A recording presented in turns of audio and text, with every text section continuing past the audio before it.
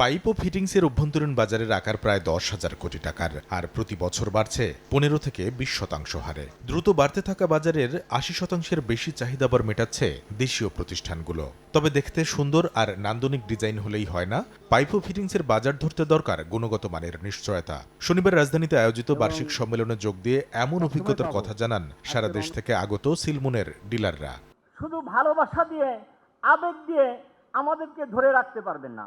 আমরা কোম্পানি থেকে যতটুকু ভালো পরিমাণ মাল আমরা পাবো, ততটুকু পরিমাণ আমরা সেল উপহার দিতে পারবো। মালের প্রাইস কম দাম দিতে যে মালের কোয়ালিটি যেন নষ্ট না করে, এটা হলো আপনাদের কাছে আমাদের ডিলারদের সবার দাবি। টেকসই প্রবৃদ্ধি নিশ্চিতে চাহিদাভিত্তিক পণ্য উৎপাদন ও গ্রাহকের আস্থা অর্জনের বিকল্প নেই বলে বিশ্বাস করে পাইপ ও ফিটিংস প্রস্তুতকারক প্রতিষ্ঠানটি। ব্যবসায়ী উভয়ের সহযোগিতা দরকার। শুধু আমি ব্যবসা করব, প্রফিট করব, এইটা চিন্তা ভাবনা করলে কিন্তু কখনোই ব্যবসায় এগিয়ে যাওয়া যাবে না।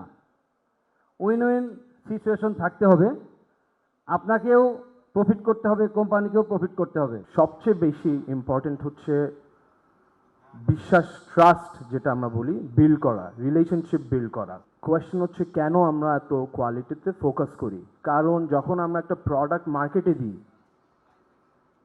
ওটা আমাদের ব্র্যান্ড নেম ক্যারি করে, রেপুটেশন ক্যারি করে। অনুষ্ঠানে গ্রাহককে সচেতন করে সিলমুন পাইপ ও ফিটিংসের বাজার সম্প্রসারণে গুরুত্বপূর্ণ ভূমিকা রাখায় 20 জন ডিলারকে দেয়া হয় সম্মাননা। কামরুল হাসান সবুজ, সময় সংবাদ, ঢাকা।